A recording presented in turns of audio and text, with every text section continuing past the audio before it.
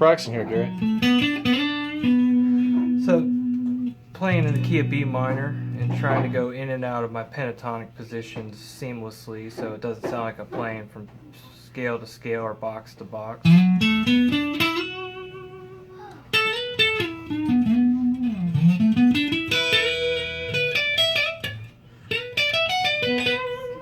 So when you're practicing that, though,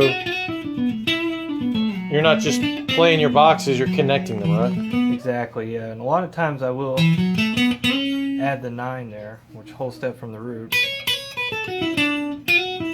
Sliding it into notes in the pentatonic scale.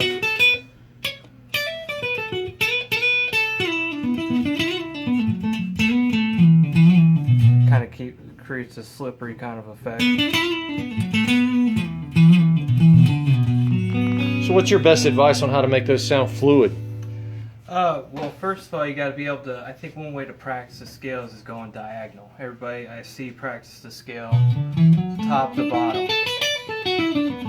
But you got to be able to visualize really up the neck this way. I think that's the first Connect step. the dots, right? Yeah, exactly. So the way I did that, I just take 2 positions. Start going back and forth. Oh, that's pretty slick. That's kind of the skipping technique where you're going from one position to the other.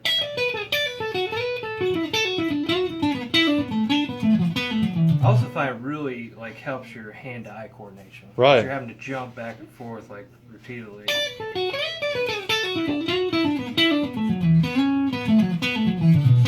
You know, it almost feels like you're taking 2 boxes and make them into one monster scale. Exactly. Yep.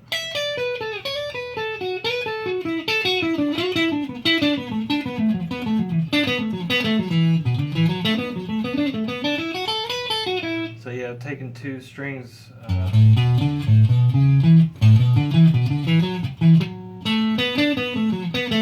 a time, that's position 4. It makes it really feel like you start hearing those 5 notes of the pentatonic that are really repeating too.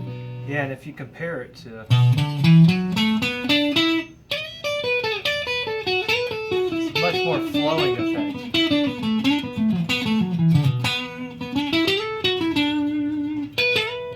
Oh, that's a cool exercise. Are you thinking swing it, or triplets, or anything like that, or rhythm, or are you just thinking quarters? Yeah, I'm always thinking rhythm. So What are you thinking right now on that? 1, 2, 3, 4. 1, 2, 3. Yeah, 4. more sense of groove like this, like a pulse. Tuck, tuck, tuck, tuck, tuck.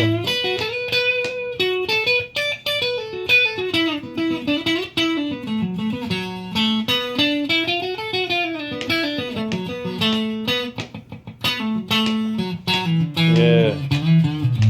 Is that any good to do with a metronome or like a beat track? Yeah, drum beat or a metronome. Yeah, Works drum beat's well, probably yeah. pretty cool too. Yeah.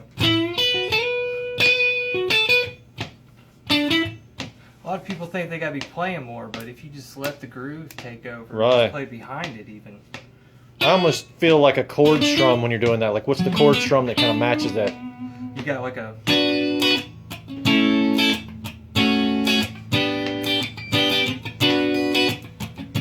Yeah, when I get the feel when you're playing that you're kind of hearing that behind you.